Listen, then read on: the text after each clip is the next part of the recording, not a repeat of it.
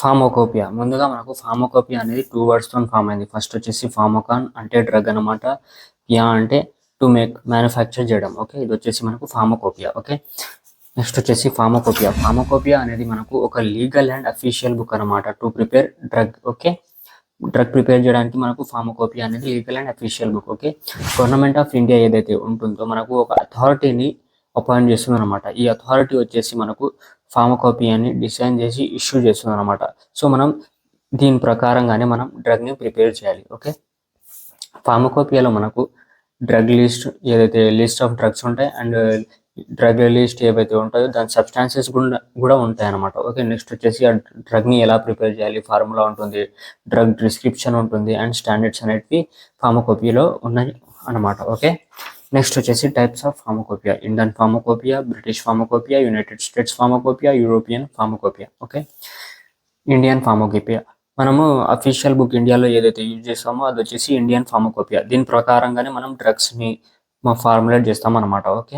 స్టాండర్డ్స్ని maintain చేయడానికి, క్వాలిటీని maintain చేయడానికి, మ్యానుఫ్యాక్చరింగ్ కోసం అండ్ డిస్ట్రిబ్యూషన్ చేయడానికి మనం ఇండియన్ ఫార్మకోపియాని ఫాలో అవుతాం అనమాట. ఓకే. ఇండియన్ ఫార్మకోపియా ఏదైతే ఉంటుందో మనకు ఇండియన్ ఫార్మకోపియా కమిషన్ అంటే NISCAIR, national institute of science communication and information resources. ఈ కమిషన్ వచ్చేసి మనకు పబ్లిష్ చేసింది అనమాట ఇండియన్ ఫార్మకోపియా అని. ఓకే. నెక్స్ట్ వచ్చేసి ఈ నిస్కార్ ఏదైతే ఉంటుందో మనకు న్యూఢిల్లీలో ఉంది. ఓకే. అండ్ హెడ్ ఆఫీస్ వచ్చేసి గజియాబాద్ యూపీలో ఉందన్నమాట. ఇండియన్ ఫార్మకోపియా కమిషన్ అంటే ఇండియన్ ఫార్మకోపిషన్ కమిషన్ ఏదైతే ఉంటుందో అది అటానమస్ కమిషన్ అనమాట. అదే డిసైడ్ చేస్తుంది మినిమం స్టాండర్డ్స్ యొక్క డ్రగ్స్ యొక్క మినిమం స్టాండర్డ్స్. ఓకే. నెక్స్ట్ వచ్చేసి Indian history of Indian pharmacopoeia. Before independence మనకు ఇండియన్ ఫార్మకోపియా అనేది లేదు. బ్రిటిష్ ఫార్మకోపియానే మనం యూజ్ చేసేవాళ్ళం డ్రగ్స్ ప్రిపరేషన్ కోసం. ఓకే. ఇన్ 1948 అప్పుడు మనకు ఇండిపెండెన్స్ వచ్చిన తర్వాత ఇండియా గవర్నమెంట్ ఏదైతే ఉంటుందో ఫార్మకోపియా కమిటీని ఫామ్ చేసిందనమాట. అండ్ దానికి చైర్మన్ వచ్చేసి doctor B N Ghosh. Pharmacopoeia committee role ఏంటంటే మనకు ఇండియన్ ఫార్మకోపియాని ప్రిపేర్ చేయాలన్నమాట. ఓకే. ఇది వచ్చేసి మనకు ఈ కమిటీ ఏదైతే ఫామ్ అయిందో అది ఇండియన్ ఫార్మకోపియాని ప్రిపేర్ చేసింది. నెక్స్ట్ వచ్చేసి 1951లో మనకు first edition of Indian pharmacopoeia అనేది పబ్లిష్ అయిందనమాట under chairmanship of doctor B N Ghosh. Okay. అదే ఇక్కడ ఉంది, ఒకసారి రీడింగ్ ఇచ్చేయండి. నెక్స్ట్ వచ్చేసి మనకు list of Indian pharmacopoeia list వచ్చేసి ఇవి first edition, second edition, third edition, fourth, fifth year 1955, 1966, 1928 ఇవన్నీ ఇయర్స్లో ఈ ఫస్ట్ ఎడిషన్స్ అన్ని పబ్లిష్ అనమాట. దాంట్లో అడెండమ్స్ వచ్చేసి ఫస్ట్ ఎడిషన్లో అడెండమ్ 1960లో వచ్చింది, 1975లో సెకండ్ ఎడిషన్ అడెండమ్ వచ్చింది, ఇలా వస్తున్నాయి. మనకు ఫస్ట్ ఎడిషన్లో వాల్యూమ్ వచ్చేసి 2 ఉన్నాయి, తర్వాత 3, 2 ఇలా ఉన్నాయి. మోనోగ్రాఫ్ వచ్చేసి 986, 890, 261 ఇవన్నీ ఉన్నాయన్నమాట. చైర్పర్సన్స్ ఇక్కడ చూడవచ్చు మీరు, doctor B N Ghosh, Mukherjee, Nityanand. Okay. ఇవన్నీ మనకు list of Indian pharmacopoeia. 6th edition, 7th edition, 8th edition. 6th edition 2010లో పబ్లిష్ అయింది, 2014లో 7th ఎడిషన్, 8th ఎడిషన్ వచ్చేసి 2018లో అయిందనమాట. ఇక్కడ చూడొచ్చు మీరు చైర్పర్సన్స్ ఎవరు ఉన్నారు ఇప్పుడు. నెక్స్ట్ వచ్చేసి British pharmacopoeia and United states pharmacopoeia. చెప్పాల్సిన అవసరం లేదు, నోట్స్లో మీరు చదువుకోండి. Okay. Impurities are unwanted chemical substances that remain in a drug product or active pharmaceutical ingredient and affect the quality of the drug. Okay. For example మనకు ఇది వచ్చేసి drug అనమాట. డ్రగ్లో మనకు ఇంప్యూరిటీస్ అనేవి ఉంటాయి, unwanted foreign materials, unwanted chemicals అనేవి ఉంటాయి. అవి మనం అడ్మినిస్టర్ చేసినప్పుడు మనకు బాడీలో టాక్సిక్ ఎఫెక్ట్స్ అనేవి ప్రొడ్యూస్ అవుతాయి అనమాట. ఓకే. ఇంప్యూరిటీస్ అనేవి మన దగ్గర ఉండకూడదు. సో అవి ఎలా ఫామ్ అయినాయో, సోర్స్ ఏందో అవి చూద్దాం ఇప్పుడు. టైప్స్ ఆఫ్ ఇంప్యూరిటీస్ కూడా చూద్దాం. Types of impurities. Impurities are classified into 3 categories. First వచ్చేసి organic impurities, inorganic impurities, residual solvents అనమాట. ఓకే. organic impurities అంటే కార్బన్ కంటైనింగ్ ఇంప్యూరిటీస్ని మనం ఇన్ఆర్గానిక్ ఇంప్యూరిటీస్ అని అంటాం. Okay. The unwanted organic carbon containing chemicals that arise during the manufacture చేసేటప్పుడు, అదే processing చేసేటప్పుడు, store చేసినప్పుడు, లేకపోతే డిగ్రేడేషన్ జరిగినప్పుడు ఏవైతే ఆర్గానిక్ ఇంప్యూరిటీస్ ఏవైతే ఉంటాయో మనకు డ్రగ్లో ఫామ్ అవుతాయి అనమాట. Okay. It includes starting material, by product, intermediate, degradation product. Starting material example వచ్చేసి అన్రియాక్టెడ్ పారాఅమినోఫినాల్ ఇన్ పారాసెటమాల్ సింథసిస్. అంటే మనకి ఇక్కడ పారాఅమినోఫినాల్ ఏదైతే ఉంటుందో అసిటిక్ అన్హైడ్రేట్తో రియాక్ట్ అయ్యి మనకు పారాసెటమాల్ అనేది ఇస్తుంది. ఓకే. పారాసెటమాల్ అనే డ్రగ్ అనేది ఫామ్ అయింది మనకి ఇక్కడ. సో నెక్స్ట్ వచ్చేసి ఈ పారామినోఫినాల్ ఒకవేళ మనకు అసిటిక్ అన్హైడ్రేట్ తో రియాక్ట్ అవ్వకపోతే మనకు ఈ అమినోఫినాల్ అనేది అలాగే ఉండిపోతుంది అనమాట యాజ్ ఏ ఇంప్యూరిటీ. ఓకే, ఇది వచ్చేసి మనకు స్టార్టింగ్ మెటీరియల్. నెక్స్ట్ వచ్చేసి by product formed by side reaction. Example formation of ortho acetaminophenol. Para aminophenol ఏదైతే ఉంటుందో అసిటిక్ అన్హైడ్రేట్ తో రియాక్ట్ అయ్యి మనకు సైడ్ రియాక్షన్ జరగడం వల్ల ఆర్థో అసిటమినోఫినాల్ అనేది ఫామ్ అయింది అనమాట. ఇది వచ్చేసి మనకు ఇంప్యూరిటీ ఫామ్ చేస్తుంది. ఒక డ్రగ్ లో ఇది కూడా ఇంప్యూరిటీ ఫామ్ చేస్తుంది అనమాట. ఇది వచ్చేసి మనకు ఇది బై ప్రోడక్ట్ ఇంప్యూరిటీ. నెక్స్ట్ వచ్చేసి intermediate product. Okay, reaction intermediate that remains unreactive. అంటే ఫర్ ఎగ్జాంపుల్ మనకు para aminophenol plus acetic anhydrate react అయ్యి పారా అసిటమిడోఫినాల్ అనేది ఫామ్ అయింది. ఓకే, నెక్స్ట్ వచ్చేసి ఇది పారా అసిటమిడోఫినాల్ ఏదైతే ఉంటుందో మనకు ఇప్పుడు వచ్చేసి ఇది ఇంటర్మీడియట్ అనమాట. ఓకే, ఒకవేళ ఇది అన్రియాక్టివ్ గా ఉంటే మనకు అలానే డ్రగ్ లో ఉంటే అది వచ్చేసి మనకు ఇంప్యూరిటీగా ఫామ్ అవుతుంది. ఓకే, నెక్స్ట్ వచ్చేసి degradation product formed due to chemical degradation during storage. అంటే లైట్ కి ఎక్స్పోజ్ చేసిన, మాయిశ్చర్ కి ఎక్స్పోజ్ చేసిన డిగ్రేడ్ జరిగి అది పారాసెటమాల్ ఏదైతే ఉంటుందో ఇంప్యూరిటీ అనేది డెవలప్ అవుతుంది అనమాట. హైడ్రోలైసిస్ అంటే అది అడిషన్ ఆఫ్ వాటర్ జరిగినప్పుడు ఈ వాటర్ ఏదైతే ఉంటుందో పారాసెటమాల్ ని బ్రేక్ చేసి పారామినోఫినాల్ ప్లస్ అసిటిక్ యాసిడ్ ని ఫామ్ చేస్తుంది. ఓకే, పారామినోఫినాల్ అనేది మనకు పారాసెటమాల్ లో ఇంప్యూరిటీగా ఉంటుంది అనమాట. నెక్స్ట్ వచ్చేసి ఇన్ఆర్గానిక్ ఇంప్యూరిటీ.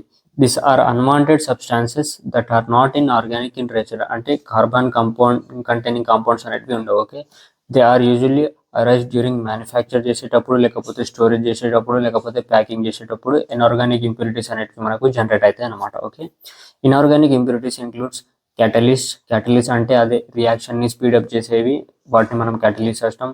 నెక్స్ట్ వచ్చేసి reagents, metal contamination and from equipments కూడా మనకు ఇంప్యూరిటీస్, ఇన్ఆర్గానిక్ ఇంప్యూరిటీస్ అనేటివి రైజ్ అయ్యే ఛాన్సెస్ ఉన్నాయి. క్యాటలిస్ట్ వచ్చేసి ఎగ్జాంపుల్ మనకు పెల్లాడియం, ప్లాటినం ఏవైతే ఉంటాయో వాటి వల్ల మనకు ఇంప్యూరిటీస్ వచ్చే ఛాన్సెస్ ఉన్నాయి. And reagent HCl acid, H2SO4 ఏదైతే ఉంటుందో వాటి వల్ల మనకు ఇంప్యూరిటీస్ డెవలప్ అయ్యే ఛాన్సెస్ ఉన్నాయి అన్నమాట. థర్డ్ వచ్చేసి residual solvent. This are organic volatile అంటే మనం ఓపెన్ చేసినప్పుడు అవి ఆటోమేటిక్గా పైకి వెళ్ళిపోతాయి, ఎవాపరేట్ అవుతాయి అనమాట. దాన్ని మనం వొలటైల్ కెమికల్స్ అని అంటాం. Okay, that remain in drug after manufacturing process. అది ఇంటెన్షనల్లీ యాడ్ చేయం, అది రియాక్షన్ కోసమే, అదే ప్రిపరేషన్ కోసమే యాడ్ చేస్తాం అనమాట. ఓకే, దీనివల్ల కూడా మనకు ఇంప్యూరిటీస్ వచ్చే ఛాన్సెస్ ఉంటాయి. ఎగ్జాంపుల్ వచ్చేసి మనకు మిథనాల్, అసిటోన్, టాలిన్, ఇథనాల్ ఇవి వచ్చేసి మనకు వొలటైల్ కెమికల్స్ అనమాట. ఓకే, అందుకోసమే మనం డ్రగ్స్ ని ఓపెన్ గా పెట్టకూడదు, క్లోజ్ చేసి పెట్టాలి. నెక్స్ట్ వచ్చేసి సోర్సెస్ ఆఫ్ ఇంప్యూరిటీస్ అనేటివి ఎలా వచ్చాయి. ఫస్ట్ వచ్చేసి raw material, reagents, catalysts, solvents, reaction vessels, and improper storage, atmospheric contamination అనమాట. Okay, for example raw materials వచ్చేసి rock salt is prepared by reacting SO4 with MgCl2. మనం rock salt అనేది prepare చేయాలన్నమాట. ఓకే, రాక్ సాల్ట్ ప్రిపేర్ చేసేటప్పుడు calcium sulphate and magnesium chloride అయితే ఉంటో ఇవి రెండు రియాక్ట్ మనకు సోడియం క్లోరైడ్ ని ఫామ్ చేస్తాయి. Okay, sodium chloride for example దీంట్లో సోడియం క్లోరైడ్ ఉంది అనుకుందాం. ఓకే, ఇది వచ్చేసి సోడియం క్లోరైడ్ సాల్ట్ అనేది ఫామ్ అయింది. కాల్షియం ఏదైతే ఉంటుందో యాజ్ ఏ ఇంప్యూరిటీ మనకు ఇందులో ఉండిపోతుంది అనమాట. కాల్షియం అండ్ మాగ్నీషియం ఇవి రెండు వచ్చేసి impurities. Okay, raw material impurities ఇవి ఉండిపోతాయి అనమాట. Okay, it contains trace amounts of calcium and magnesium compounds. Okay, ఇది వచ్చేసి మనకు ఇంప్యూరిటీ. నెక్స్ట్ వచ్చేసి reagents. During manufacturing process all the reagents will not be removed. అంటే అన్ని రియేజెంట్స్ ఏవైతే ఉంటాయో అవి రిమూవ్ అవ్వవు అనమాట. వాష్ చేసినా కూడా మనకు రియేజెంట్స్ అనేటివి మనకు వాష్ అవుట్ అవ్వవు, రిమూవ్ అవ్వదు. So some reagents may enter in to the final products అదే డ్రగ్ ప్రోడక్ట్ ఏదైతే ఉంటుందో దాంట్లో ఎంటర్ చేస్తాయి అనమాట. ఓకే, ఎగ్జాంపుల్ వచ్చేసి ammoniated mercury contents small amount of ammonium hydroxide. ఇది వచ్చేసి మనకు ammoniated mercury chloride, ammonium hydroxide రెండు రియాక్ట్ అయ్యి మనకు అమ్మోనియేటెడ్ మెర్క్యూరీ అనేటివి ఇస్తాయి అనమాట. Okay, ammonium hydroxide small amount of అనేటివి అవి మనకు ప్రోడక్ట్లో ఉంటాయి అన్నమాట. దీనిలో వచ్చేసి మనకు అమ్మోనియేటెడ్ మెర్క్యూరీ అనేది ఉంది. సో మనకు ఇంప్యూరిటీగా మనకు ఇది అమ్మోనియం హైడ్రాక్సైడ్ అనేది ఇంప్యూరిటీగా ఉందన్నమాట. ఓకే, నెక్స్ట్ వచ్చేసి catalyst are used to promote reactions if they are not completely removed after the reaction can contaminate the final drug product. Catalyst అనేటివి మనకు రియాక్షన్ అనేది ఫాస్ట్గా జరగడానికి యూజ్ చేస్తాం అనమాట. రియాక్షన్ అయిన తర్వాత దాన్ని తీసేయాలి, మనం తీయకుంటే మనం ఇంప్యూరిటీగా అవి ఉండిపోతాయి. నెక్స్ట్ వచ్చేసి సాల్వెంట్స్. ట్యాప్ వాటర్ ఏదైతే యూజ్ చేస్తామో అందులో మనకు calcium, magnesium, chloride, sulphate ions అనేటివి ఇంప్యూరిటీగా ఉంటాయి అన్నమాట ట్యాప్ వాటర్లో. Okay, usage of tap water in formulation of drug contaminate the final reaction results. అంటే ఫర్ ఎగ్జాంపుల్ మనకు ఇది వచ్చేసి డ్రగ్ అనమాట. ఓకే, డ్రగ్ ఇది వచ్చేసి మనకు వెజల్ అనేది ఐరన్ తో ప్రిపేర్ అయింది. ఈ డ్రగ్ ఏదైతే ఉంటుందో ఈ ఐరన్ వెజల్ తో రియాక్ట్ అయ్యి మనకు ఇంప్యూరిటీస్ అనేటివి ఫామ్ అవుతాయి. ఏ ఇంప్యూరిటీస్? అది ఐరన్ ఇంప్యూరిటీస్ అనేటివి ఫామ్ అవుతాయి. అండ్ నెక్స్ట్ వచ్చేసి ఆర్సెనిక్ ఇంప్యూరిటీస్ అనేటివి ఫామ్ అవుతాయి, which contaminates the final product. Okay, అదే మనకు reaction results. The compounds manufactured in iron vessel contain arsenic and iron as impurity. వచ్చేసి improper storage. Many type of materials are used for storage purposes like plastic, polythene, iron vessels, aluminium and stainless steel. Okay, for example మనం ఇది వచ్చేసి మనకు alkali solution drug అనమాట. Okay, for example మనం దీన్ని ordinary గ్లాస్లో store చేసినాం అనుకోండి, ఈ ఆల్కలీ ఏదైతే ఉంటుందో గ్లాస్లో నుంచి మనకు లెడ్ని ఎక్స్ట్రాక్ట్ చేస్తుంది అనమాట. లెడ్ని ఎక్స్ట్రాక్ట్ చేసి యాజ్ ఇంప్యూరిటీ లెడ్ అనేది మనకు దీంట్లో డెవలప్ అవుతుంది అనమాట. Okay, alkali stored in ordinary glass containers extract lead from it, which is found as impurity in the drug. Okay, next వచ్చేసి atmospheric conditions contamination. Industrial areas, the atmosphere is contaminated with dust particles అనేటివి ఉంటాయి. Glasses like hydrogen, some gases అనేటివి hydrogen sulphide, carbon dioxide అలాంటివి ఉంటాయి. Okay, during manufacturing process they enter into the drug and leads to contamination process. So ఇది వచ్చేసి మనకు types of impurities, sources of impurities.